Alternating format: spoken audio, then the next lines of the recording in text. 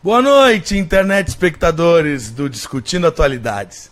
Estamos aqui para o nosso primeiro programa. Semana passada nós tivemos o programa 0 e nessa semana, então, nós estamos fazendo o primeiro programa da nossa página Discutindo Atualidades, né, trazendo para vocês informações, debates sobre temas atuais, o Brasil e o mundo. Então, estamos começando o programa. Eu já vou disponibilizar de cara aqui o nosso WhatsApp, ó. Nosso WhatsApp é esse que está aparecendo na tua tela aí. Deixa eu me agilizar para cá, ó. Que tá ali o 53991220485. Se vocês quiserem mandar perguntas, quiserem mandar um abraço, um alô, uma sugestão, fiquem à vontade. Nosso WhatsApp está conectado para os nossos internet espectadores. E para começar então o programa, eu gostaria de apresentar aqui o meu amigo William Kellerman, foi meu aluno e está se formando em Relações Internacionais pela Universidade Federal de Pelotas. Meu amigo, é um prazer te ter aqui. Uma boa noite. Boa noite, Léo. Boa noite, pessoal que nos assiste no Facebook. Fui aluno do Léo no Veiga e acabei, então, entrando na Universidade Federal de Pelotas para o curso de Relações Internacionais. E ao longo desse tempo de faculdade, eu pude ter grandes aprendizados que, posso dizer, que começaram com o Léo instigando minha curiosidade sobre história. E agradeço muito pelo convite, para mim é uma honra. E fui ao máximo fazer o meu dever de casa para poder trazer curiosidades para vocês, coisas que instiguem a curiosidade de vocês e que vocês possam pesquisar melhor por fontes e maneiras de se pesquisar aquilo de mais concreto das relações internacionais. Tenho certeza, meu amigo, que os nossos internet espectadores vão ter um programa de muita qualidade hoje no nosso debate. Bom, vamos começar falando de uma figura, né, bastante controversa dos tempos atuais e que não se cansa de ser controverso. Tu já deve imaginar que eu estou falando de Donald Trump, né? O presidente dos Estados Unidos, que está aí há pouco mais de um ano no poder. E a primeira pergunta que eu te faço é: como é que tu está percebendo, o que tu tem visto, qual a impressão que tu tens do governo dele até agora? A impressão que eu tenho é que o Donald Trump ele é essa figura outsider da política, né, que vem principalmente representando o sistema financeiro norte-americano, Wall Street e tal, e também a questão lá dos investidores de Los Angeles, que cresceu muito nos últimos anos, nas últimas décadas. E ele é um cara que, na prática, a política externa dos Estados Unidos ela se mantém agressiva como sempre foi, mas de uma forma onde a imagem que ele passa e a radicalidade com que ele se expressa, isso faz com que as tensões da opinião pública elas fiquem mais à flor da pele. Ao passo que o presidente anterior, o Barack Obama, ele era um cara um pouco mais sofisticado, um cara que conseguia esconder mais essas radicalidades da política externa dos Estados Unidos, mas a pressão sobre o Oriente Médio, principalmente naqueles países que possuem grandes reservas de petróleo, né, e gás, que a gente sabe que é o que move a economia, ela nunca cessou, né, desde o Obama e agora no Trump. Então, eu vejo ele como esse representante do mundo financeiro, principalmente. Interessante, sabe que tem um grande amigo que volta e meia eu participo do programa dele na Rádio Universidade, que é o meu amigo Cássio Furtado. Até quero mandar um abraço pro Cássio, que já confirmou que vem aqui no programa também, né, trocar uma ideia com a gente. E ele diz que o Donald Trump, ele é uma opinião, né, do Cássio, que o Donald Trump ele faz toda uma cena e cria todo um espetáculo, e que por trás disso é bem provável que as suas empresas, né, ou as empresas que ele apoia, ou que financia, que o mercado que ele faz parte, como tu bem falou, se beneficia disso. Por exemplo, ele tentou um empréstimo lá com o Qatar, se não me engano, e aí o Qatar não aceitou dar um empréstimo para ele, e aí ele começou a hostilizar ou incentivar que o Qatar fosse hostilizado na região. Então, o Donald Trump ele é uma figura, né, bastante controversa e que tem essas características aí que é difícil ainda, hoje em dia, defini-lo 100%.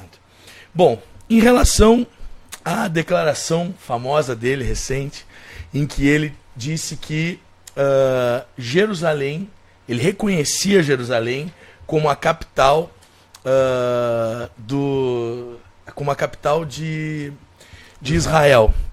O que tu percebe? Claro que tem todo um processo histórico por trás disso, mas o que tu percebe dessa situação? O que eu posso concluir é que essa decisão de reconhecer Jerusalém como capital de Israel é uma grande simbologia de todo um trabalho que Israel, com apoio dos Estados Unidos, da Grã-Bretanha também, vem ao longo das últimas décadas, principalmente no pós-Segunda Guerra, óbvio, vem se expandindo, né? O território de Israel ele vem expandido dentro do Oriente Médio, principalmente se voltando à exclusão dos palestinos e fazer com que eles vão cada vez mais se refugiando em outros países e fugindo dentro do Oriente Médio das forças militares de Israel, né? E uma coisa que é muito importante que a gente tem em mente sempre para analisar esse tipo de conflito são as principais jazidas de petróleo do mundo, né? A primeira delas, a maior jazida de petróleo do mundo é da Venezuela. E se a gente parar para pensar o tamanho da Venezuela em comparação com o Brasil, né? Sim. É um país muito pequeno. Sim. E a Venezuela ela tem aproximadamente 297 bilhões de barris de petróleo na sua jazida. E o Brasil tem em torno de 15,3 bilhões de barris. A diferença, né? É verdade. Então, isso faz com que a Venezuela seja um grande alvo. E a gente vê que hoje ela passa por uma crise, claro, fugindo um pouquinho do assunto de Israel e Oriente Médio, mas... e em segundo lugar, da maior jazida de petróleo do mundo é a Arábia Saudita, que é um principal parceiro, dá para se dizer, dos Estados Unidos, né? Desde o final da Segunda Guerra, quando eles ajudam ali aquela família dinástica da Arábia Saudita. Saúde. Que até hoje estão no poder, né? E eles complementam esse reconhecimento da Arábia Saudita no Oriente Médio no pós-Primeira Guerra com um tratado especial para eles de exploração do petróleo, né? Sim. Em parceria com a Arábia Saudita, no próprio território saudita. Em terceiro, da maior jazida de petróleo do mundo, vem o Canadá, que é o irmão dos Estados Unidos ali, ao norte, que geopoliticamente os protege bastante, né? Em quarto lugar, a gente tem o Irã, em quinto, o Iraque. Então, a gente pode observar que Irã e Iraque estão sempre fazendo parte dos discursos da política externa dos Estados Unidos, né? Sim. E que possuem grandes reservas de petróleo. Em oitavo vem a Rússia, em nono a Líbia, outro alvo da política externa dos Estados Unidos, assim como de Israel, né? Verdade. E só em 11º que vai vir os Estados Unidos, em 14º a China e em 15º o Brasil. Em 2011 a Líbia ela sofreu grandes ataques, né? Por parte ali de forças militares estadunidenses, israelenses. Em 2014 a Ucrânia sofre também alguns ataques lá, tentativas de desestabilização política. Mas a grande intenção ali seria desestabilizar a Ucrânia para que ela fosse para o lado da União Europeia e acabasse cedendo, né, para o lado ocidental e para o modelo econômico, né, ocidental, e não mais sendo esse vínculo, tendo esse vínculo com a Rússia que tem hoje, ainda hoje, e que o Putin ele teve uma grande vitória diplomática ao conseguir manter a Ucrânia ali, né, nessa competição contra os Estados Unidos. Mas voltando para o Oriente Médio, então o Israel ele sempre permaneceram nessa política agressiva de expansão dos seus territórios. Eles começam com um território garantido pela Grã-Bretanha. Houve um financiamento também dos Estados Unidos, né, para que eles pudessem se estabelecer. Então eles fazem isso, eles avançam militarmente com ataques militares, destroem famílias e casas e inúmeros assentamentos árabes na Palestina, e aí eles vão lá e reconstroem tudo para assentamentos israelenses. E isso e outras políticas externas deles de movimentação de judeus que estão espalhados pelo mundo para que eles vão para viver de novo em Israel, né? E assim eles vão cada vez expandindo seus territórios. E a grande base disso aí é uma base religiosa, né, dos israelenses. E eles fundamentam e legitimam isso aí, né? Principalmente pela uma declaração que eu vi de uma primeira-ministra de Israel, em que ela fala o seguinte, que as fronteiras de Israel elas não estão delimitadas em linhas em mapas, que esse país ele existe como cumprimento da promessa feita pelo próprio Deus, e que seria ridículo questionar a legitimidade, ou seja, a crença deles é a lei, e não a lei propriamente dita deve ser seguida, né? E sim a crença deles. O nome dela é a Golda Meir, Sim. E ela foi primeira-ministra de Israel, né? E ela também deu uma declaração muito polêmica e agressiva em que ela diz que nunca houve coisa nenhuma de palestinos, eles nunca existiram. Então a gente percebe a agressividade deles nas palavras, e essa agressividade ela se mantém na prática, né? E a expansão deles nunca cessa. Sabe, William, tu estuda relações internacionais, estás concluindo, tu estudou a história das relações internacionais e com certeza tu estudou as guerras árabe-israelenses, né? E eu gostaria de fazer um rápido histórico aqui. Eu acho, inclusive, que eu tenho... Pois é, mas não é o que nós estamos transmitindo. Está acabando a bateria do computador que a gente está monitorando, mas eu já puxei pelo celular aqui. Estamos nos organizando, discutindo atualidades, está começando a se profissionalizar. E eu acredito que eu esteja com as... Não estou mais, uma pena. Não estou mais com as imagens aqui, mas eu tinha... no programa anterior, que eu acabei dando problema, né? Eu tinha uma imagem dos mapas de Israel. E eu gostaria de falar um pouquinho da história, para embasar tudo isso aí que tu falasse muito bem. Aquela região, a Palestina, ela é uma região que foi habitada pelos hebreus, que é o que deu origem ao povo judeu, né? Por volta de 2000 a.C., mais ou menos. Eles chegaram naquela região, vindos da Mesopotâmia. Existem controvérsias em relação a essa origem Mesopotâmia, mas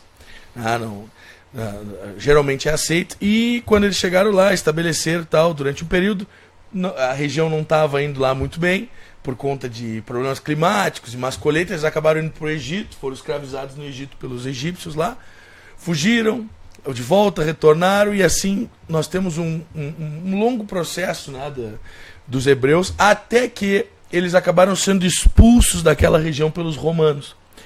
Os romanos, eles tinham uma série de... Eles concediam aos povos dominados algumas estruturas e algumas liberdades, mas existia uma exigência que era feita aos povos dominados, que era o culto ao imperador. E os hebreus, eles jamais aceitaram cultuar o imperador romano como um deus. Então isso fez com que os judeus e os romanos tivessem vários conflitos, até que entre 70 depois de Cristo, quando Jerusalém foi destruída, e 135, quando o imperador Adriano definitivamente expulsou os últimos judeus lá, ocorreu um episódio chamado diáspora, e os judeus acabaram se dispersando pelo mundo inteiro.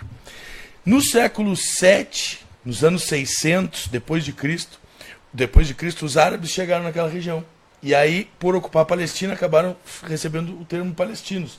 Depois da região ser dominada por romanos e bizantinos, os árabes palestinos dominaram aquela região. E aí, eu estou percebendo pela evolução histórica que os hebreus ou os judeus, eles foram obrigados a sair daquela região, não por vontade, eles foram expulsos da região. E os árabes chegaram naquela região quando os judeus não estavam mais lá. Então tu percebe que essa é uma situação extremamente complicada de definir de quem é realmente esse território. E aí, durante séculos e séculos, os árabes dominaram aquela região, até que ocorreu, claro, depois foram dominados pelos turcos, e quando ocorre a Primeira Guerra Mundial, no meio da Primeira Guerra Mundial, no ano de 1916, a Inglaterra e a França assinam um acordo chamado Acordo de Sykes-Picot. E neste acordo, eles dividem o Oriente Médio entre eles, mesmo antes da guerra acabar. Tu lembra da Conferência de Berlim, que os países imperialistas dividiram a África no mapa. O Tratado de Sykes-Picot foi mais ou menos isso. No ano seguinte, em 1917, a Inglaterra, que tinha ficado com a Palestina por esse acordo, determina a chamada Declaração de Balfour. Ou seja, os ingleses se comprometem com a criação de um Estado judaico naquela região. A partir de então, os judeus começam a ir para lá, mas eles vão ir mesmo, de fato, vai se intensificar a migração para lá, após a Segunda Guerra Mundial e o Holocausto. E aí, cara, quando a gente começa a analisar essa situação, a ONU estava se organizando para a criação dos dois Estados, inclusive a Declaração de Balfour seria a base para a criação dos dois Estados, o Estado judeu e o Estado palestino. Uma pena que eu tirei o mapa aqui, mas depois eu coloco o mapa no Discutindo Atualidades ali na nossa página para quem quiser. E essa declaração, esse projeto da ONU de criação dos dois Estados foi interrompido pela ação de Israel, porque os israelenses, os judeus, eles proclamam o seu Estado em 1948, dando origem à Primeira Guerra Árabe-Israelense. E aí depois nós vamos ter a guerra de 56, que é do Canal de Suez, depois a guerra dos 6 dias, que é a expansão de Israel, como tu bem falou, para outras regiões, e depois a guerra de 73, na época da crise internacional do petróleo, a guerra do Yom Kippur. Na década de 80, para os nossos amigos aí que estão estudando para o vestibular, já é importante falar das guerras árabe-israelenses. Na década de 80 nós tivemos as intifadas, porque em 79 o principal aliado dos palestinos, que era o Egito, ele assina um acordo chamado Tratado de Camp David com Israel, em que ele acerta, chega à paz com Israel. E esse tratado, de certa forma, deixa com os palestinos desamparados. E aí os palestinos seguiram demonstrando a sua indignação com as intifadas, as batalhas das pedras, em que eles agrediam os israelenses com pedras e tal, como tinham, e eram agredidos com um armamento de fogo. Essa é a grande questão. É difícil a gente dizer que a gente tem uma guerra, porque por mais que vários países tenham reconhecido a autoridade palestina, a Palestina ainda não é um Estado. Então, e para ter guerra, a essência na ciência política, que tu estudou bastante também na faculdade, para existir guerra tem que existir Estados enfrentando. Só que o que transparece para nós? O que a gente poderia dizer? Isso é uma questão que hoje em dia tem sido tomada muito como opinião, mas isso não é opinião. O que tem acontecido lá muitas vezes é a opressão, como tu bem falou, de um Estado estabelecido, com um exército muito bem armado, com tecnologia, com bomba atômica e tal, que oprime um outro povo que vive ali sem condições de igualdade de se defender. Agora, é uma questão que, se a gente olhar para a história, ela é muito complexa. Como é que tu definiria isso? De quem é esse território? E mais, só para concluir, quando a gente vai olhar para os estudos bíblicos, por exemplo, né, para a Bíblia, os descendentes de Israel, os descendentes dos muçulmanos, eles, na crença religiosa, são irmãos. Né? É o Ismael, que deu origem aos árabes, que é o filho de Abraão, e o Isaac, que deu a sequência ao povo hebreu, que é filho de Abraão também. Um filho bastardo e outro ilegítimo, e o outro filho do casamento dele com a Sara. Então, em resumo, inclusive na questão bíblica, são povos irmãos. Os dois povos, por característica cultural, não comem carne de porco. Os dois povos, por característica cultural, fazem a circuncisão, ou seja, muita proximidade cultural. Os dois povos falam idiomas de origem semita. Então, há uma questão aí que é muito mais territorial. E claro, depois a gente pode ampliar esse assunto, falar lá no século XIX, o surgimento do nacionalismo judaico, o sionismo, mas é muito complicado hoje resolver essa situação. E o presidente Donald Trump não ajudou em absolutamente nada quando ele chega lá e faz uma declaração dessa, sendo que Jerusalém é considerado sagrado pelos judeus, porque lá foi construído o Templo de Jerusalém, pelo Salomão lá, e os árabes acreditam que aquela região é sagrada, porque lá fica a esplanada das mesquitas. Tem um capítulo do Alcorão em que o Maomé ele sai de Meca, num tapete mágico, tal, num sonho, e ele ascende ao céu para falar com Alá e codificar as leis islâmicas. Então aquela cidade é considerada sagrada pelos dois, e mais os cristãos que acreditam que Jesus andava por ali. Então é muito complicado, né? É muito complicado. E se a gente for parar para pensar, também Jerusalém é considerado um território internacional, né? Devidamente por essas crenças. Sim, claro. E Israel, com esse avanço territorial, ele vai e domina Jerusalém, né? E o Trump joga um balde de gasolina numa fogueira. A gente pode fazer essa figuração, assim, de que ele causou ainda mais atrito, né, numa região em que está cada vez mais difícil de se manter uma certa paz, se reconhecer o Estado da Palestina, em tentativas de inúmeras autoridades mundiais e da própria ONU, né.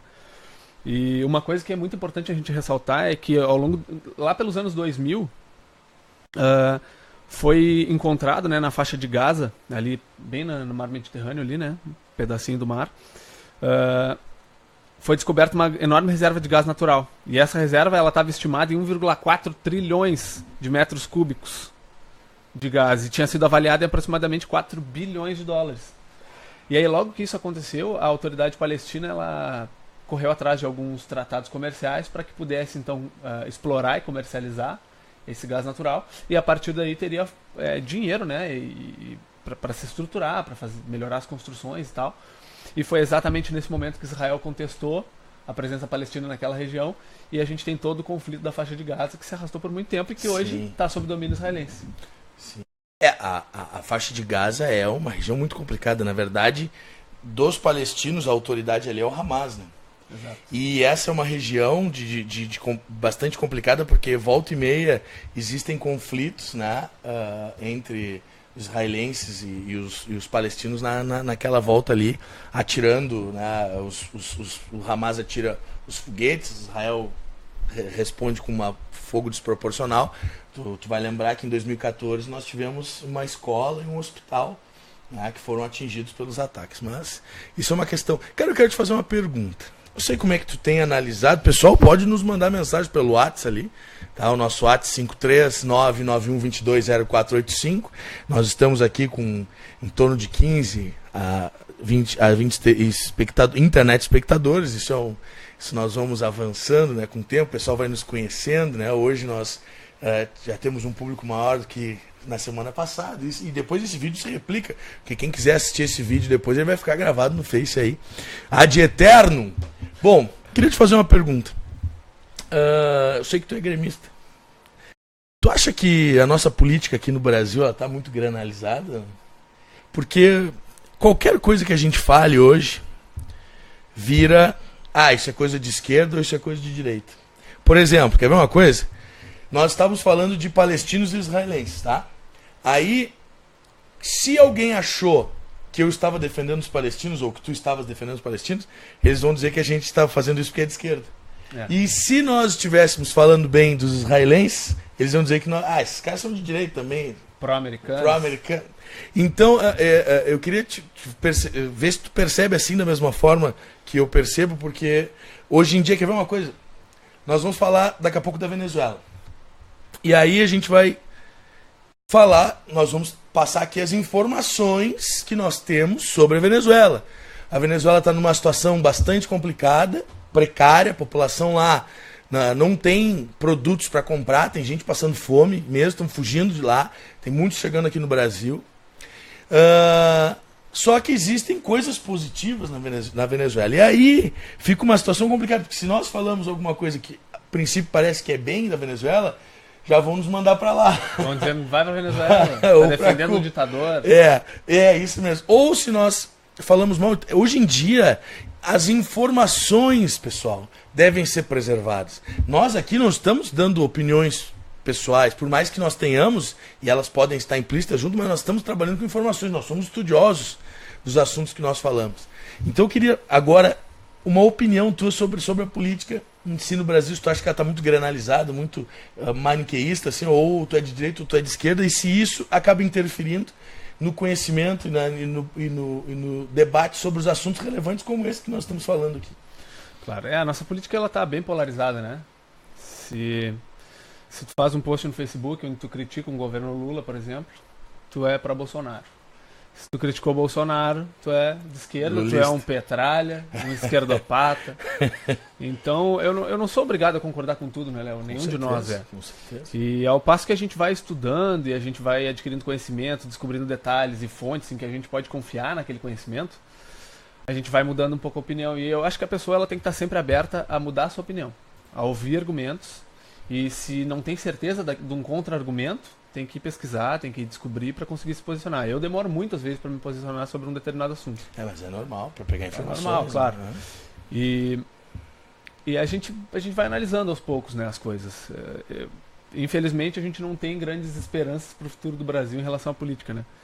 E o Brasil ele tem muitos e muitos problemas estruturais, na economia principalmente, que eu acho que é a raiz de muitos problemas que a gente tem hoje, principalmente a desigualdade social, que vai gerar enormes outros problemas. Com certeza. Principalmente a questão de segurança pública. Sim. Então, as respostas elas são bem mais para a gente consertar o país, digamos assim, elas são bem mais a médio prazo, talvez a longo prazo, aquele longo prazo que a gente não vai estar mais aqui, sim, do que a curto prazo. O curto prazo ele serve às vezes para ajudar e dar segurança para que um planejamento de médio prazo possa surtir efeito, né, daqui a algumas décadas, poucas décadas. Concordo. Então, eu acho que é mais ou menos por aí que a questão funciona e a gente principalmente tem que parar um pouco de ouvir o que a mídia principalmente fala, e a gente fala mídia principalmente o Globo porque no Brasil a gente sabe que a Globo ela é a potência da mídia e o Facebook ele é repleto de fake news, tanto do lado de esquerda, vamos dizer assim, e do lado de direita. Então, a gente às vezes acaba vendo uma notícia e compartilhando, achando que é verdade, e aí algum amigo vem e comenta dizendo que é uma mentira, ou a gente vê às vezes algum amigo compartilhou uma coisa que era mentira, sim, e alguém avisando. Então tem que se atentar também para esse tipo de cuidado. E eu não sei se é uma opinião talvez um pouco radical minha, mas eu acho que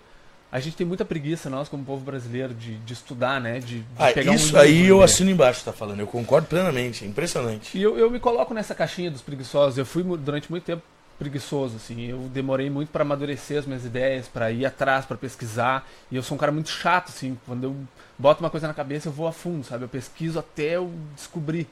Assim como quando eu tenho algum objetivo, eu vou atrás até alcançar. Então, quando eu comecei a ver que as coisas não eram exatamente como a mídia mostrava, eu comecei a... Putz, eu tenho que ir atrás, né, Léo? Vou ter que pesquisar mais. Eu não posso daqui a pouco abrir minha boca, falar alguma coisa sem ter um embasamento. Sim, com certeza. Aí eu ouvi um argumento contrário e não ter um contra-argumento também, né? Sim. Então a gente tem que se responsabilizar pelo que a gente fala, principalmente com fatos. Com certeza. E números, se a gente puder Sim. mensurar as coisas, né? Porque nem sempre elas são quantitativas, muitas vezes elas são qualitativas. Sim, claro. Então acho que parte daí. Parte primeiro do povo brasileiro parar de ter preguiça e pesquisar as coisas para entender, principalmente na história e na economia, na sociologia também, como que a gente deve proceder como indivíduo e preservar o coletivo para que a gente possa conviver em sociedade e tentar ir atrás da cura desses males que hoje fere a todos. Sim. Sabe que eu concordo plenamente, e aqui não é, por favor, não me interpretem mal, não é uma crítica sem fundamento, uma crítica pela crítica, mas eu concordo muito com isso que tu falou, e eu vou te trazer uma informação que eu fui pesquisar recentemente, que me deixou bastante triste, assim, nada contra, né, determinados indivíduos aqui que eu vou citar, mas, por exemplo, tem um cara no Facebook, no YouTube, chamado Felipe Neto. Uhum. Cara, sinceramente, eu não tenho absolutamente nada contra aquele cara, mas o que ele produz não é, a princípio, né, algo relacionado à educação. Os vídeos dele são vídeos de entretenimento. O cara vai lá e fala analisa umas figuras, até tem alguns vídeos dele que são bem engraçados. E aí, a gente tem um cara que faz vídeos pro YouTube, professor de biologia, chamado Jubilu, que é um cara que faz bastante sucesso aí. O Jubilu tem cerca de 1 milhão de inscritos na página dele, 1 milhão e pouco de inscritos no canal dele no YouTube. O Felipe Neto, cara, ele tem mais de 20 milhões de inscritos. E as visualizações do Felipe Neto estão em quase 3 bilhões de views nos seus vídeos. Ou seja, tá aí a prioridade do povo brasileiro. Infelizmente, isso é uma autocrítica que a gente precisa fazer se a gente tem perspectiva de mudança. Eu concordo contigo. Hoje em dia, eu gosto de citar, tem um livro aqui, depois eu vou te mostrar, até um livro que eu te indico, vale a pena ter esse livro. É um debate entre um historiador chamado Roger Chartier, francês, e um sociólogo chamado Pierre Bourdieu, francês também. Eles fizeram esse debate na década de 80, o título do livro é O Sociólogo e o Historiador. Eles fizeram esse debate na década de 80 numa rádio na França. Esse debate teve 3 ou 4 programas. E ele foi, quando foi transmitido, o programa entre rádio e TV que teve maior audiência na França. Ou seja, a população parou para ouvir um debate entre um historiador e um sociólogo. Quais são os programas que têm maior audiência no Brasil? Teve novela, Big Brother, dentre outros. E o futebol, acho que é o futebol, a nata da... Sim, a Copa do Mundo, principalmente. Mas agora, programas educacionais, eles têm essa perda. Porque o povo não está acostumado a buscar e a procurar informações. Né? E sempre, olha, é bastante complicado formar uma opinião. Mas agora, formar uma opinião sem conhecimento é praticamente impossível. Tu vai estar, na verdade, repetindo. Tem um grande amigo meu, chamado Marco Antônio Corrêa Colares, tu conhece? Você é aluno dele também, o Marco. O Marco, ele faz textos no Facebook, às vezes, né, criticando essa postura, né, o que a gente chama de efeito manada. Um cara compartilha uma coisa, os outros acabam compartilhando, comentando aquilo ali, nem sem saber.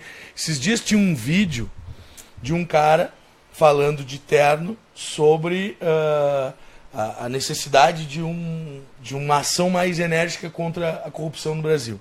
E aí o vídeo dizia assim: general tomou o poder, colocou o terno e já está mostrando, né, como é que é, vamos dizer assim. Só que, na verdade, aquele cara que estava falando é o historiador Marco Antônio Villa, não é o general.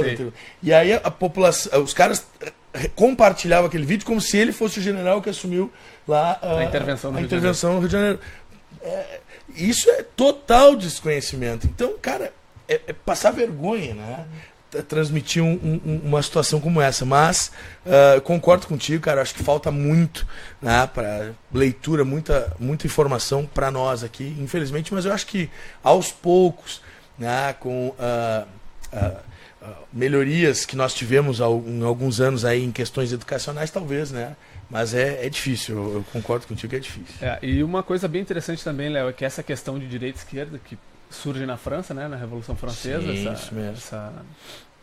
Essa questão, ela tem que ser analisada em cada contexto, em cada país, em cada cultura, de uma forma diferente, né? O que era esquerda e direita na França não é a mesma coisa que aqui. Com certeza. A análise é totalmente diferente. Com certeza, com certeza. Outra coisa que você tem que olhar também é como foi a formação sindical, como começou a industrialização daqueles países, quando que começaram as insatisfações dos trabalhadores, o que levou eles a brigarem, né, por direitos, quem foram os primeiros patrões, digamos assim, a rechaçar os movimentos, como esses movimentos foram rechaçados. Isso tudo vai fazer parte da formação trabalhista e sindical de cada país. E ali está um pouco das raízes de como é a esquerda e a direita dentro daquele país, daquele contexto, naquele momento histórico. Sim. Então é importante que isso seja analisado também. Muito legal, uma análise bem interessante a tua aí, concordo. E o Putin? Cara, assim, ó, a primeira coisa que eu quero já deixar bem claro, tá? Quando a gente fala de uma figura... Só, antes de mais nada, vamos mostrar para os nossos internet espectadores que nós estamos operando com várias câmeras aqui, ó. Tá câmera 3, câmera 4, a câmera 1, daqui a pouco a gente pode colocar até várias câmeras. Nós estamos enlouquecidamente tecnológicos aqui.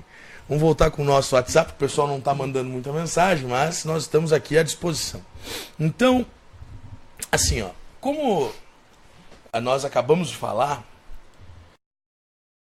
toda vez que aparece o Vladimir Putin e que aparece uma política da Rússia, né, de intervenção no seu entorno ali, inclusive o meu TCC na pós-graduação de Relações Internacionais vai ser em relação à geopolítica da Rússia, né, se apresenta como a Rússia é o inimigo. Sim. E os Estados Unidos, a União Europeia, que tem aquele discurso muito bonito, mas pouco efetivo de liberdade, né, são o caminho a ser seguido. Eu queria que ficasse bem claro, gente, que isso aqui não é, de forma alguma, um posicionamento político. Eu repito isso, porque o Discutindo Atualidades ele vai ter o compromisso com a tua educação, não com apoio a lado A ou lado B na política, não é isso. Vocês têm que entender que tanto Estados Unidos, quanto Rússia, quanto China, eles estão cuidando dos seus interesses. Com certeza. Assim como a Inglaterra, assim como a França. A Inglaterra se aproximar dos Estados Unidos e ter essa aliança tão próxima com os Estados Unidos é visando os seus interesses. Tá? Nós tivemos agora, em 2016, a publicação do relatório Chalcott, que é o relatório que foi pedido lá na época do Gordon Brown sobre a participação da Inglaterra na Guerra do Iraque. E se concluiu que a Inglaterra participou da Guerra do Iraque sem necessidade de participar. Ficou claro que o primeiro-ministro da Inglaterra na época, Tony Blair, ele foi em parceria com Bush sem ter comprovação de que o Iraque tinha armamento de destruição em massa nenhum. Sim, inclusive tem uma parte da ONU que ficou responsável por analisar isso aí, e eles disseram que não haviam armas nucleares. A Inglaterra fez de destruição em massa, nem químicas, nem biológicas. A Inglaterra fez uma investigação por conta e quem foi chamado para fazer essa investigação foi um ex-funcionário lá, bastante conhecido da Inglaterra, que participou de vários governos, que é o Chalcott, eu não lembro o primeiro nome dele agora. E ele fez um relatório que era 3, 4 vezes o tamanho da Bíblia, em páginas. E aí o cara pegou transcrição de conversa telefônica, e-mail, isso e aquilo, e ele provou, olha, não existia nenhum fundamento. E olha que a Inglaterra tem serviço de inteligência... O MI6. Exato, fortíssimo. E não havia nenhuma evidência clara de que pudesse levar aquele momento à guerra, e que o Tony Blair lá está sendo investigado. E lá na Inglaterra, se pegar o cara, né, ele não vai ter arrego. Então, o que eu quero que vocês entendam, e quando a gente fala do Vladimir Putin, analisa a política do Putin, nós não estamos analisando um vilão. Nós estamos analisando o presidente de uma superpotência. Por mais que a Rússia não tenha o poder proporcional da época da União Soviética, principalmente no auge da Guerra Fria, a Rússia é hoje, junto com a China, né, grandes potências regionais. A Rússia tem um poder de influência, tanto é que nós hoje não temos condições de resolver, nós, eu digo, no mundo, condições de resolver a guerra da Síria sem que a Rússia esteja na mesa das negociações. Inclusive, o Mahmoud Abbas, que é o líder palestino, da autoridade palestina, reconhecido pelo Brasil, inclusive, ele esteve lá na Rússia recentemente e ele disse que os Estados Unidos, depois dessa declaração do Trump, não tem mais moral para liderar as negociações e o debate entre para a solução das questões entre os árabes e os israelenses. E agora o Putin, que tem, como tu falou muito bem, teve uma intervenção na Ucrânia, inclusive a Crimeia foi, né, anexada pelos russos, e tem uma intervenção na Síria. A Força Aérea Russa garantiu a retomada do Bashar al-Assad. Exato. Nós já vamos falar da guerra da Síria. A Síria tem vários personagens ali, mas eu queria que tu comentasse esse poderio do Putin e essa nova declaração dele de armamentos. O que tu acha que pode ser isso, ou se tu acredita realmente nisso? Ele anunciou armamentos lá de, como é que se diz, de ficção científica. Lá. Ele anunciou uns mísseis que atingem uma velocidade, se não me engano, era 3 vezes a velocidade do som. E que que os Estados Unidos não conseguiriam interceptar, que não há tecnologia de defesa que possa interceptar esses mísseis. Mas voltando um pouquinho, Léo, eu acho muito interessante observar que a questão da Ucrânia, a Crimeia, ela era um território russo, e durante a União Soviética, o governo soviético... Nikita Khrushchev, secretário-geral na época. Isso, ele cede o território da Crimeia para a Ucrânia. Sabe por quê? O Nikita Khrushchev era ucraniano. Porque ele fazia parte da União Soviética na época. E na época dos massacres do Stalin, um dos povos da União Soviética que mais sofreu foi a Ucrânia. E o Khrushchev, como uma forma de compensação, vamos dizer assim, a Ucrânia, ele passa, como fazia tudo parte da União Soviética, a Crimeia, que desde o século XVIII já era território russo. Então tem muita história, como tu tá bem, claro. Tu resgatou muito bem, isso é muito importante para os nossos internet espectadores saberem que a Crimeia, ela não passou para a Rússia agora, ela tem uma história desde o século XVIII na Rússia. Exato. E aí então a Rússia, ela acaba retomando a Crimeia agora, e que tinha uma população russa maior que uma população ucraniana. Com certeza. A Crimeia é um ponto estratégico, também é rica em alguns recursos naturais. A passagem dos gasodutos. Gasodutos e oleodutos também, né? Mas em relação aos armamentos que o Putin anunciou, eu acho que a Guerra Fria, ela de fato nunca terminou, né, Léo? Ela mudou um pouco as suas características, assim. Nem na época do Yeltsin, tu acha? Acho que ela de fato nunca terminou. Acho que ela mudou algumas características. Ela era um pouco mais agressiva, ela tinha um objetivo muito maior em desestabilizar a União Soviética no início, se não me engano é o Churchill, né, que declara uma Guerra Fria. O termo é dele. O termo é dele, né? Mas o início da Guerra Fria é com o presidente Truman, com a declaração da doutrina Truman. Claro. E aí, o que acontece? Ela passa de um momento em que no início as declarações eram: eu tenho armas, eu explodo, eu ataco, eu sou o melhor. De ambos os lados, né? E ela, com o tempo, ela vai mudando e ela fica no seguinte sentido: olha lá, ele tem armas, ele vai me atacar. Olha lá, ele está se armando. Ela passa de uma agressividade para um vitimismo. Tanto que os Estados Unidos, eles começam a acusar a Rússia, eu não me lembro se foi em 2015 isso, que a Rússia teria desenvolvido drones submarinos e que esses drones tinham sido vistos no mar próximo à Suécia, eu acho que foi. E aí os Estados Unidos passam a condenar. E aí agora a gente retorna para essa política de um discurso onde eu ataco, eu tenho a tecnologia e o meu míssil é o melhor. Sim. Então é difícil a gente dizer se ele realmente tem. E também não dá para afirmar que ele não tem. E eu acho que ninguém quer descobrir, né, Léo?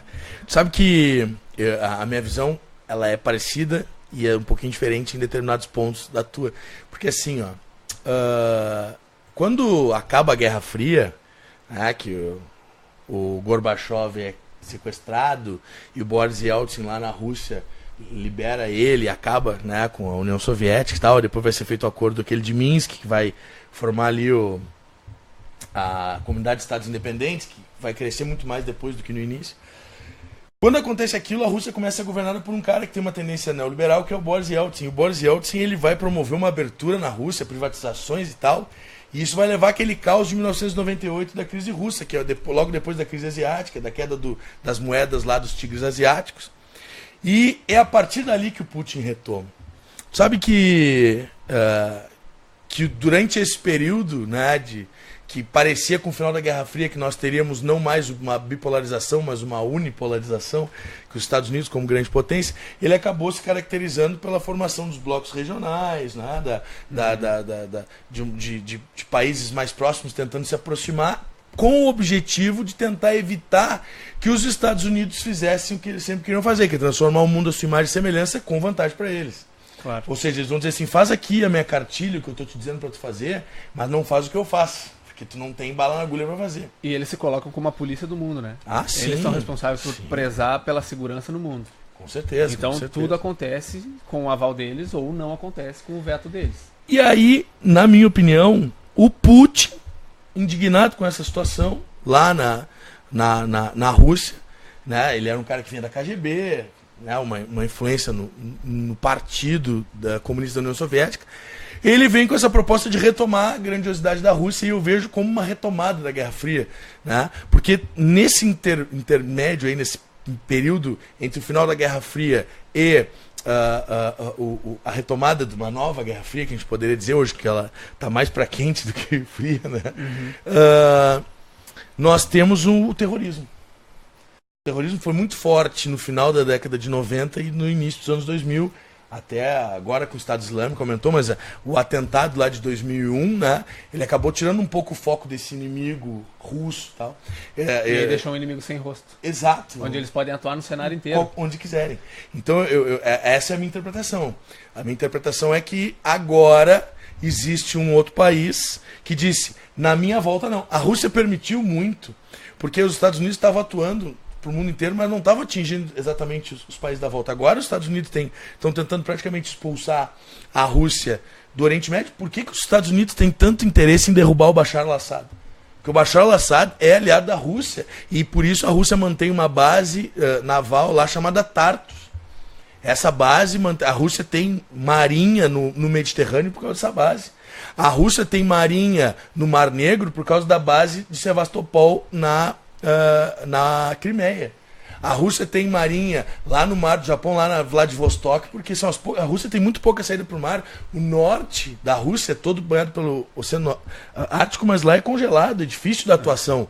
Por mais que a Rússia tenha uma base ou outra, é difícil. A Rússia tem pouca saída para mares navegáveis de forma mais intensa. Ela já tentou a invasão russa no Afeganistão, tinha como objetivo atingir o Paquistão e ter acesso ao Índico. E ela nunca conseguiu concretizar. Então eu vejo, na minha percepção, essa expansão do Putin como demarcação do território, ou seja, ele está se tornando uma figura extremamente emblemática novamente nas relações internacionais, com potencial para resolução de situações como hoje não se resolve a guerra da Síria, que nós vamos comentar, sem o Putin, né? sem a Rússia. E aí, por conta disso, ele precisa de um aparato que dê para ele essa... Porque tu bancar que é bom de briga, né? Até que os caras vejam que realmente é bom de briga é uma coisa. Eu cago todo mundo dá pau, mas chega lá na hora lá. Né? Então a Rússia ela precisa, né, demonstrar que tem condições, sim, de numa guerra ser extremamente agressiva. E claro, a Rússia tem todo um arsenal herdado da União Soviética nuclear que é poderosíssimo, muito mais. A Rússia é muito mais poder militar do que a China. E olha que a China tem um poderio muito grande. Mas Rússia e China atuam muito mais no seu entorno do que propriamente no mundo inteiro. Os Estados Unidos ainda é a grande potência mundial. Mas ali no entorno da China e no entorno da União Soviética, da Rússia, a antiga União Soviética, já não está mais tão barbada para atuar, não. Exato. Essa questão dos armamentos do Putin, eu tenho uma visão de que a tecnologia lá, ela permanece em constante desenvolvimento, assim como nos Estados Unidos. As formas são diferentes, né?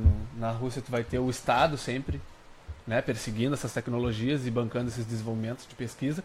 E nos Estados Unidos já é uma questão mais econômica, né? O Estado financiando empresas privadas que vão fazendo essas... Inclusive a NASA agora está terceirizando a sua tecnologia, né? Exato. E a gente percebeu agora pela primeira vez uma empresa lançando um foguete ao espaço. Exato. E não mais um país. Exato. Então a gente vive também um momento em que outros atores atuam no sistema internacional, além dos países, né?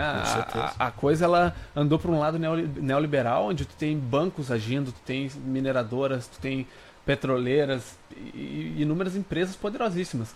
E toda vez que os Estados Unidos ele avança por dentro de um território, num continente, no Oriente Médio, existem essas empresas por trás agindo também, e isso não fica uma coisa tão latente na política, né, na mídia. Então é outra coisa que a gente tem que considerar também. Os Estados Unidos ele desenvolveu como se fosse inúmeros tentáculos privados que atuam em favor dos seus interesses. Sabe, tem um professor meu do curso de Relações Internacionais da Unicinos, até quero mandar um abraço para ele, professor Anselmo Otávio, que é um excelente professor e com muito prazer eu digo que é meu orientador no TCC. Ele, quando ele estava dando para nós a disciplina de introdução das relações internacionais, ele disse que os Estados Unidos têm a capacidade de, em pouco tempo, fechar 6 dos 7 choke points do mundo, das regiões mais propícias a um conflito ou, né, as que dão grandes possibilidades de invasão, tipo o Estreito de Gibraltar, Bering e outros.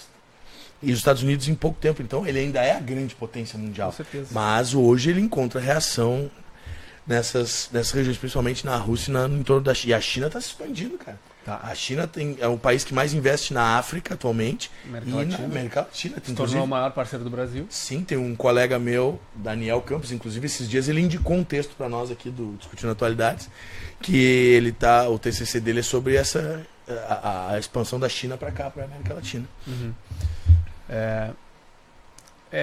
As pessoas elas têm que perceber que a gente não está aqui falando para beneficiar o Putin ou a China ou os Estados Unidos. A gente está fazendo uma análise, né, Léo? Com certeza. Claro que do ponto de vista do conflito, da guerra e da dominação, quem tem interesse por isso aí, os Estados Unidos têm os seus méritos. Assim como os russos têm seus méritos, os chineses por conseguirem buscar cada vez mais ampliarem seus interesses econômicos e desenvolver seus países. O problema é que isso daí, esse tipo de desenvolvimento desses países é sempre em detrimento do subdesenvolvimento de outros países. E eu acho que é a partir daí que a gente tem que prestar atenção, né, e ter um bom senso, botar a mãozinha na consciência e ter um bom senso. Ah, beleza, é legal ir para os Estados Unidos, é muito legal. Eu já fui para lá 3 vezes, gostaria muito de conhecer a Rússia, a China, tenho muita vontade. Inclusive tem um amigo meu que está lá na China trabalhando agora, o Yuri Quevedo, mandar um abraço para ele. E porque eu tenho essa curiosidade mesmo de conhecer outros países. E os Estados Unidos é fantástico, é muito bom ir para lá. O consumo lá é uma coisa que brilha os olhos. Sim. Quem não quer, né, andar num carrão, né, sei lá, adquirir roupas e coisas assim. Eu tenho um amigo que serve ao exército americano, mandar um abraço também para ele, pro Diogo. Estive lá visitando ele. E os Estados Unidos é fantástico, mas quando a gente estuda, cada vez mais quando a gente estuda, a gente vai percebendo que tudo isso tem um custo. E o custo, ele está em outras nações, né? Eles colhem os frutos que são plantados em outras nações. E esse plantio é de conflito, né? É de sofrimento de outros povos. Então acho que é interessante a gente ter sempre esse dedo crítico, assim, né, Léo, de apontar. E legal tu falar isso, cara, porque aqui chama a atenção para um papo das relações internacionais, que é os Estados Unidos, eles têm muito hard power, mas também tem muito soft power também. Sim. Porque são termos das relações internacionais. Hard power é o poder militar, populacional, né, tamanho geográfico, aquelas possibilidades que dão amplo poder a um país. O Brasil, de certa forma, com exceção da questão militar, mas território, população, o Brasil tem. Agora, soft power é o poder que tu tem de influenciar a partir da tua cultura e tal. E os Estados Unidos, com a indústria hollywoodiana, cara, quem é que não gosta? Eu, particularmente, não, mas né, conheço muita gente. Quem é que não gosta? O pessoal vê as séries dos Estados Unidos, as séries de televisão lá, que pelo Netflix ou baixando, sei lá os filmes e tal. E aí daqui a pouco tu vê tanto aquilo que a sociedade norte-americana torna-se uma sociedade extremamente natural pra ti. E quando a gente vê o diferente parece ser o inimigo. Por isso que a Rússia muitas vezes é apresentada. Esse soft power dos Estados Unidos de fazer com que o mundo enxergue a sua cultura também como se fosse uma cultura geral, só que às vezes gera o lado contrário. Ao olhar esse local e parecer que é o local dos sonhos, muita gente quer ir pra lá. E hoje tem lá um presidente que fala contra os imigrantes. Né? Exato. Ou seja, tu diz, olha como é que é o bom, mas não vem pra cá. Então é uma situação bastante contraditória. Sim. Meu amigo, vamos falar um pouquinho de Síria? Vamos falar um pouquinho de Síria. Tu queria complementar alguma coisa? Aí tu manda muito. Não, eu ia completar que é interessante que a gente olhe sempre para os discursos dos principais políticos que lidam com política externa, às vezes alguns generais norte-americanos, e para a gente poder entender mais ou menos o que se passa nos Estados Unidos. O grande problema é que a gente não tem muito acesso, né? E nem conhecimento de, onde está isso aí? Então, eu queria recomendar um livro, mostrar aqui a capa dele. Também recomendo, olha lá, A Desordem Mundial. A Desordem Mundial, quem me indicou ele foi um colega meu da faculdade, Cícero, e eu comprei, chegou essa semana já. Luiz Alberto Muniz Bandeira, Exato, o autor. Luiz Alberto Muniz Bandeira, foi diplomata brasileiro, né? Hoje faleceu, já tem algum tempo. Recentemente, uns 3, 4 meses. E esse livro ele é repleto de fontes ricas, porque ele era um exímio pesquisador, o cara é ímpar. E não tem como a gente não ficar impressionado com a qualidade da pesquisa dele, né, Léo? Ele busca documentos, eu não sei, muita gente não sabe, mas os Estados Unidos eles têm uma legislação de que a cada 50 anos, sempre que algum documento secreto completa 50 anos, ele tem que ser liberado. Então o Muniz Bandeira ele conhece muito a legislação interna de cada país que ele investiga. E ele permanecia sempre em frequente investigação. Por último, ele estava vivendo na Alemanha, né? Sim. E lá ele ia escrevendo esses livros. Alguns livros do Muniz Bandeira eles chegaram a ser traduzidos para o russo para ser vendidos na Rússia, antigamente. Sim. Eles são publicados na Alemanha, eles são publicados na França. Ele é um cara muito influente no cenário internacional. É uma excelente indicação, ele é fantástico. Então busquem assim conhecer, porque ele vai, principalmente nesse livro, ele expressa bastante a natureza dos países. Mostra de novo ali para a câmera, William, para o pessoal poder... A Desordem Mundial, do Luiz Alberto Muniz Bandeira. Esse livro é excelente, vale muito a pena quem tiver interesse em se aprofundar ou conhecer um pouquinho mais dessa área. Podem buscar na estante virtual, né, que é um sebo online, vocês podem encontrar às vezes por um preço bom. Tem que pesquisar para pagar barato, não adianta. Eu acabei comprando no Amazon porque estava mais barato que no sebo virtual lá. Eu acho que eu peguei uma promoção da Saraiva, daquelas de Black Friday, uma coisa aí assim. estava mais barato. É um livro recente, ele é de 2016, né? Sim, sim. Eu tirei um trecho dele aqui que eu gostaria de falar. Legal. E antes disso, eu quero só certificar que eu não sou um cara anti-americano. Eu não acho que toda a população americana corrobore com essas políticas externas agressivas. Isso daí é uma elite financeira e que principalmente a crise de 2008 fez com que as principais empresas capitalistas com extrema riqueza que influenciavam na política externa no mundo inteiro, essas principais empresas, algumas delas faliram e foram compradas por outras que ficaram ainda mais poderosas. Em 2011, ocupa Wall Street, nós tivemos uma manifestação no próprio Estados Unidos contra esse enriquecimento cada vez maior da elite financeira. Exato. Então, a gente volta um pouquinho na criação da OTAN, em que um general americano, ou britânico, não tenho certeza, o Hastings Lionel Ismay, ele fala o seguinte, que a OTAN ela serve para manter os americanos dentro, os russos fora e os alemães rebaixados, né, sob domínio, subjugados. Então essa é uma das principais estratégias quando eles desenvolvem o regionalismo na Europa, com a criação da Comunidade do Carvão e do Aço. E aí eles sempre tentando barrar um desenvolvimento militar da Alemanha, principalmente porque a Alemanha sempre representa um risco, né? Sim, claro. A indústria bélica é sempre muito desenvolvida lá, se liberada. E uma outra coisa que é interessante é que o Maquiavel, ele cita numa das suas obras, né, o Maquiavel é um autor realista, e ele cita numa das suas obras a mutação do Estado, que é quando uma república, um Estado, sob o nome da liberdade, transmuda-se em Estado tirânico, com violência ou não. Então essa elite nos Estados Unidos, ela acaba se transformando nisso e há, de fato, uma mudança de Estado.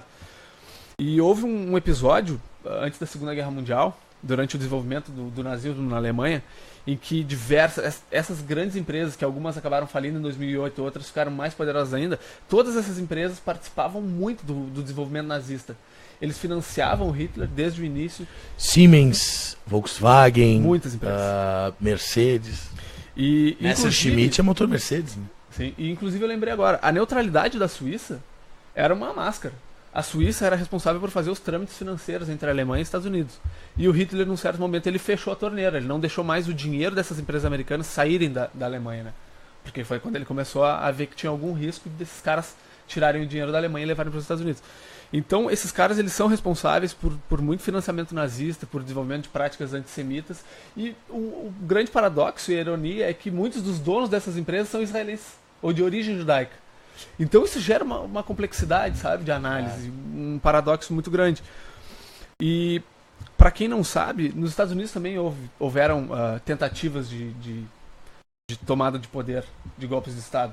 Claro que a gente tem as disputas até se solidificar, né, a nação norte-americana, mas durante esse período em que se desenvolveu o nazismo na Alemanha, teve um general, o major-general Smedley Darlington Butler, americano, que ele foi responsável por denunciar ao Philadelphia Record e ao New York Evening Post que algumas dessas empresas e esses líderes capitalistas dos Estados Unidos, eles estavam se juntando e financiando uma agência de veteranos de guerra dos Estados Unidos. Eles queriam armar e financiar esse exército civil nos Estados Unidos para marcharem sobre a Casa Branca e arrancarem o Roosevelt do poder. E aí esse general, então, aqui, deixa eu achar o nome dele de novo. o general Smedley, ele acaba por denunciar isso aí. É criado, então, no Congresso americano a Solução 198 e criaram o Special Committee de ações anti-americanas, de atividades e ações anti-americanas, e investigações de propaganda nazista, de atividades de propaganda nazista, e investigações de certas outras propagandas e atividades que seriam contra os Estados Unidos. E aí esses empresários que estavam bolando esse plano de golpe de Estado contra o Roosevelt, eles acabam abortando a missão. E se alguém acha que isso eu estou tendo um devaneio alucinógeno aqui, não, eu posso colocar para vocês a fonte. Eu encontrei essa fonte aqui nesse livro da Desordem Mundial do Muniz Bandeira. Baseado em documentos. Baseado em documentos, e isso está até hoje dentro do site do Congresso americano. A pessoa pode baixar. Muitos dos nomes acabaram sendo escondidos. Houveram processos depois. Familiares hoje em dia estão no poder, né? Claro, exatamente.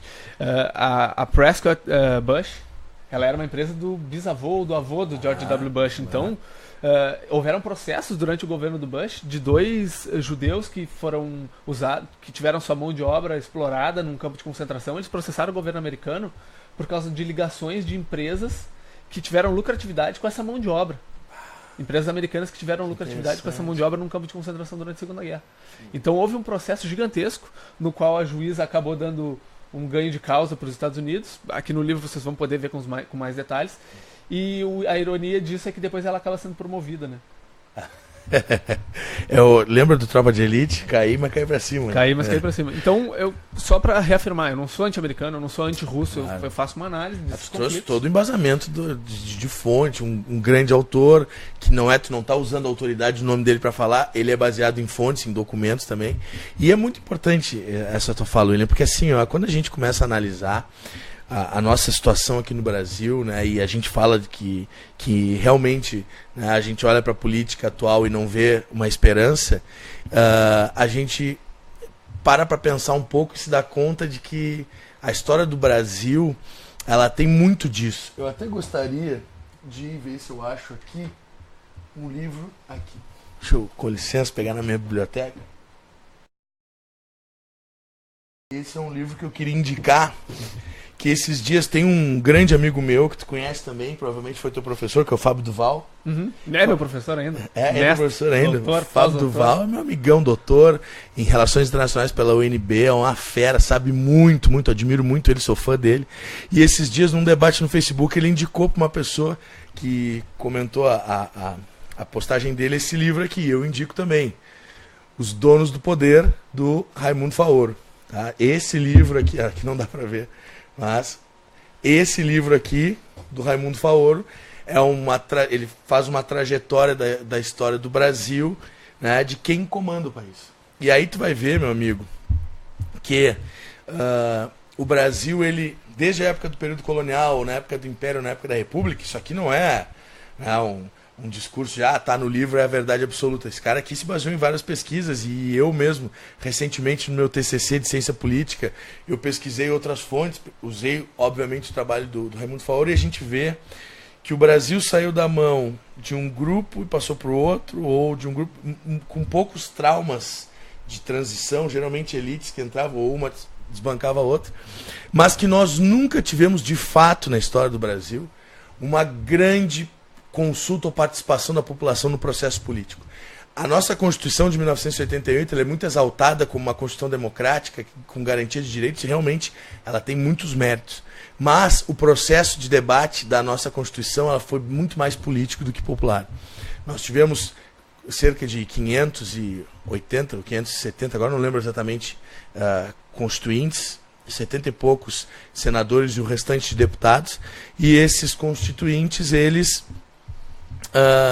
ficaram na mão de um grupo chamado Centrão. Não te lembra nada isso? O nosso Centrão recente agora foi comandado pelo Eduardo Cunha. Na época lá de 1988 já tinha um grupo chamado Centrão, que fez uma série de acordos e colocou lá alguns limites às liberdades que vinham sendo debatidas na Constituição de 88. Nós temos alguns mecanismos de participação na nossa Constituição, por isso que a nossa Constituição é chamada de semidireta. Nós temos, por exemplo, o plebiscito, o referendo, a iniciativa popular, a participação em conselhos gestores. Mas aí eu te pergunto, meu amigo, sabe quantas vezes na história do Brasil nós tivemos plebiscito? Duas. Uma em 1963, que não é dessa Constituição, e uma em 1993, que foi aquele da República ou Monarquia, presidencialismo ou parlamentarismo, que estava previsto pela Constituição, e um referendo de 2005. De iniciativa popular, sinceramente, eu nem sei se tem algum projeto que já foi aprovado. Ou seja, a nossa participação ela está na lei, mas ela não é efetivada. Eu debato muito com o pessoal do direito, que eles defendem que se está na lei é legal, é legítimo, e eu acho que uma lei, para ela ser definitivamente legítima, ela precisa de um debate um pouquinho mais amplo. Eu acho que esse julgamento que nós temos do Lula, eu não vou emitir opinião em relação a se eu acho que ele é culpado ou não é essa a questão, mas eu acho que é muito importante a gente ficar atento em relação a isso e a outros processos. Agora foi o Temer, se eu não me engano, vai começar a ser investigado, né? O Aécio Neves já foi investigado. No momento que ele perder a imunidade parlamentar, com certeza ele vai ser. Mas é importante que a população fique atenta para que, comprovando a irregularidade, todos paguem de acordo com a lei. Que não haja relaxamento para um lado e punição para o outro. Ou seja, a lei ela tem que ser, ela tem que prezar pela isonomia. O princípio da isonomia, da igualdade tem que ser garantido.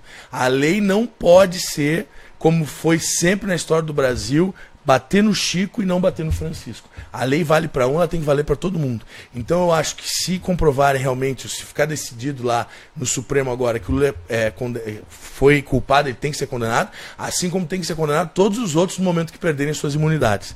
Mas que a gente fique de olho, que a gente não se contente com a prisão de um ou de outro político. Que a gente vá agora até o fim, já que a gente começou, né, Willi? Que agora a gente vai até o final. E às vezes acabam ficando esquecidos os grandes empresários que participaram de tudo isso. Né? Ah, sim, com certeza. Então a gente. Uma coisa complicada no Brasil. O único lado bom que eu vi em relação a esses empresários é que a gente viu um Ike Batista, que figurou entre os caras mais ricos do mundo, né, acabar sendo preso.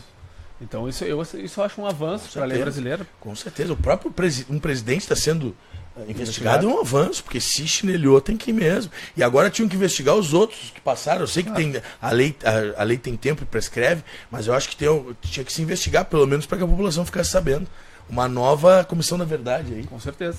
E um detalhe, né, Léo, é que é muito difícil a gente ver o nosso povo mobilizado de verdade. É muito, muito difícil. E um dia na aula a gente estava numa discussão sobre segurança e educação e desenvolvimento. Como é que se daria esse triângulo? O que garante um ao outro? O que tem que vir primeiro?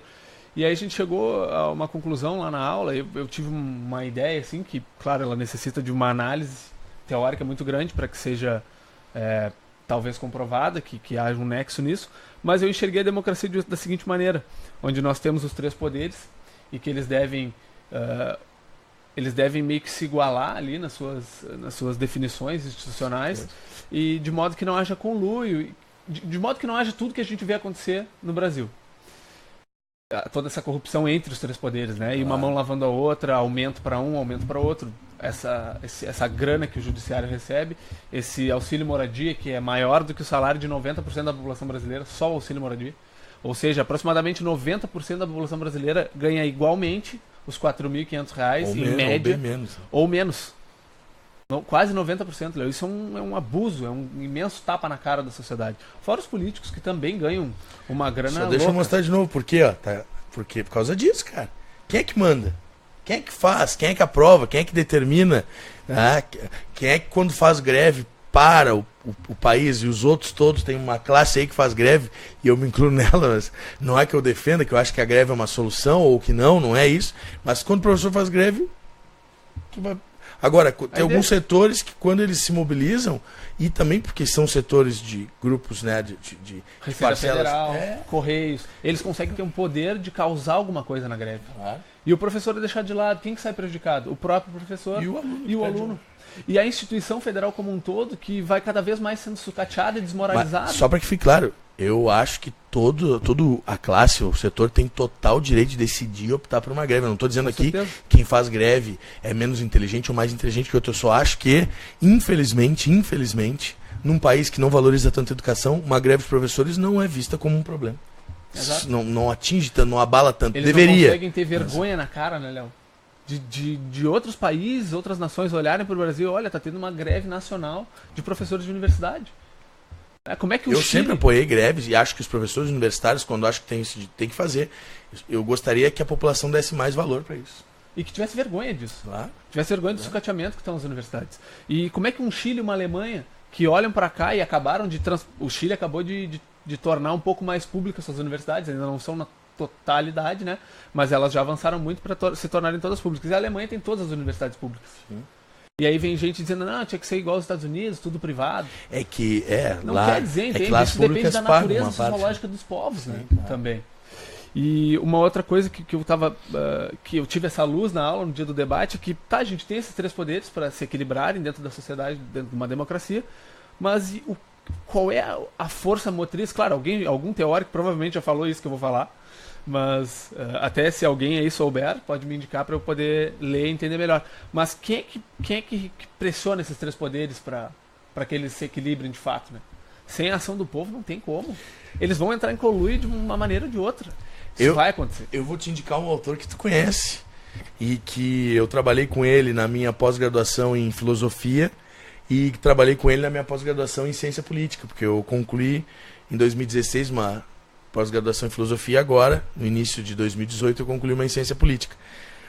Rousseau, Jean-Jacques Rousseau. O Rousseau, ele não acredita que a soberania possa ser representada. A soberania para ele é o poder que o povo tem de decidir as coisas para si. Só que o povo não... É aí que tá, o Rousseau tem umas sacadas legais, mas a gente vai ter que deixar para um outro programa que nosso tempo infelizmente acabou, mas para resumir, o Rousseau ele acredita que deva se prevalecer uma vontade geral, e essa vontade geral é uma vontade que o povo não tem individualmente. Muitas vezes o indivíduo não sabe o que é bom para ele no coletivo. E aí o Rousseau vai dizer que só pode ser legítimo uma lei se o soberano, que é o povo como um todo, consolidá-la, ou seja, as leis mais importantes que são discutidas num país deveriam ser colocadas a plebiscito para o povo. No mínimo, eu acho que isso aí seria uma condição. Meu amigo, vamos ter que deixar a Síria e a Venezuela para outro programa. Próximo. Cara, senhor, nota 1000 tua participação, meu amigo. Eu queria só fazer um encerramento, então, junto com o Rousseau. A gente vai ter aquele conflito da filosofia também com o Hobbes. Sim. E aí, essa discussão entre os dois fica: o ser humano ele nasce bom, a sociedade corrompe, ou ele nasce mal, né? Ou o homem é o lobo do homem, como dizia Hobbes. E aí, pro Hobbes já tem a representatividade que é de um soberano, que existe esse contrato social, né, da segurança, e que esse cara ele é uma síntese de todos os valores daquela sociedade. Então fica essa discussão também, essa reflexão para as pessoas pensarem, porque é muito difícil, muito difícil chegar numa conclusão dessa. Para os meus alunos da Escola Mário Quintana, que tem prova na terça-feira, aqui já foi uma dica. Talvez, cara, a prova, né? O nosso Hobbes. Meu amigo, foi um imenso prazer te ter aqui. Olha, além de ficar muito feliz com a tua participação, estou muito orgulhoso com o teu conhecimento, cara. Assim, olha, nota 1000 mesmo, assim, enriqueceu demais o nosso programa. Quero te convidar para ser meu parceiro do Discutindo Atualidades. Quero que tu venha sempre aqui. Inclusive, já podemos deixar marcado, né, vamos combinar uma data para a gente discutir a Venezuela e a Síria, que ficou faltando. Tenho certeza que os nossos internet espectadores ficaram loucos para ouvir mais um pouquinho da nossa conversa. Nós tivemos o topo, né, em torno de 20 e poucos, e isso é um ciclo, né? Quando vê, são muito mais pessoas que giram, que nos viram aqui, mas nós mantivemos uma visualização bastante constante. Isso não é comum para um programa de internet de 1 hora. E de uma sexta de noite, né? Uma sexta-feira. Que sextou, a galera tá na cerveja. E nós estamos agora competindo com o início da novela, então a Clara daqui a pouco vai querer se vingar de nós, cara, se vinga de todo mundo. Eu queria então, meu amigo, te agradecer a participação, dizer que tu é um parceiro do Discutindo Atualidades. Espero que tu esteja sempre aqui com a gente e dizer, né, aqui para os nossos internet espectadores que o nosso vídeo está à disposição. Vejam de novo, tem muita informação nesse vídeo. Sigam as nossas dicas de leitura, apesar de serem livros grandes, principalmente para quem está no ano de vestibular, eu acho melhor deixar para ler no ano que vem quando estiver na universidade. Mas aqueles que já têm tempo para isso, sigam as nossas dicas de leitura se interessam no assunto, porque são dicas bastante sólidas. Eu queria te agradecer e te desejar boa noite e deixar tuas considerações finais aí. Um grande abraço, meu amigo. Obrigado, eu agradeço ao Léo imensamente pela oportunidade de eu aceitar esse desafio e de conseguir me desenvolver. Eu passei toda a semana estudando, tinha algumas provas da faculdade e também eu queria me preparar bastante para trazer alguns conhecimentos, digamos, obscuros, né, das relações internacionais, para poder instigar bastante a curiosidade das pessoas e que a curiosidade fosse maior que a preguiça, né? Como o que aconteceu comigo. Eu sempre fui curioso, mas sempre tive muita preguiça. E chegou um tempo em que a curiosidade ela passou a ser muito maior que a preguiça. Mas tu abandonou a preguiça, porque quem lê um livro inteiro em 2 dias, né? Eu li um livro de Primeira Guerra, segunda e terça. Chegou na segunda, meio-dia, eu consegui na terça de noite finalizar ele, porque eu queria me preparar bastante. E já comecei esse do Muniz Bandeira, de quase 700 páginas. Mas não se assustem pelo número de páginas. Ele é muito boa leitura, né? Ele é uma leitura muito boa e ele tem, se não me engano, 28 capítulos, ou eu acho que é 30 capítulos. Então, é tranquilo de ler um capítulo num dia, um capítulo no outro. Cada capítulo tem em torno de 8 páginas. Vocês vão ver que a letrinha é pequena ali, então é uma leitura um pouquinho longa, mas 8 páginas com 5 de notas e referências para vocês pesquisarem as fontes do que ele está dizendo. E muitas delas estão dentro dos governos dos países dos quais ele está criticando. Então, são fontes muito confiáveis. E para finalizar, queria te agradecer então de novo, Léo, pela oportunidade. Aceito com muito orgulho participar de novo do teu programa. E vou te trazer 2 professores que eu sei que com certeza podem contribuir contigo aqui e vou apresentar vocês. E queria agradecer a todos os professores que eu tive na faculdade e que puderam, né, me agregar conhecimento, me indicar fontes de curiosidade para que eu pudesse expandir e que sempre aceitaram os debates. Todo mundo fala que o ambiente acadêmico ele é muito esquerdista e doutrinador. E, de fato, há professores que às vezes podem ter uma tendência um pouquinho doutrinadora, mas não é uma coisa que haja como uma força e que impeça os alunos de debater e de levar uma discussão para a sala de aula. Então eu saio um pouco em defesa disso aí. Eu acho que é normal as pessoas, não só professores, qualquer pessoa defender os seus ideais e é um direito de todos. O ambiente acadêmico ele é bastante democrático, sim. Eu tive discussões com professores que pensavam diferente de mim. Em algumas delas eu reconheci que eu estava equivocado, porque eu ainda não tinha um conhecimento mais aprofundado para discutir daquela maneira. Com outros professores eu concordei em número e grau e sempre tive a oportunidade de debater. Então fica o meu agradecimento a todos os professores, aos colegas que também contribuíram na sala de aula e aceito sim os próximos convites. Agradeço imensamente a todos que na sexta-feira à noite vejo estar tomando uma cerveja aí nos bares de Pelotas e na nossa gastronomia, que é fantástico. Estão aí nos assistindo, às vezes no celular ou no computador em casa. Então fica o meu abraço a todos, meu grande abraço ao Léo, grande mestre, que me ajudou a entrar na faculdade. E é isso aí. Boa noite a todos. Meus amigos, então, terminamos aqui o nosso primeiro programa do Discutindo Atualidades e nos encontramos neste mesmo canal, nessa mesma hora, na sexta que vem. Um grande abraço, um grande beijo e até a próxima!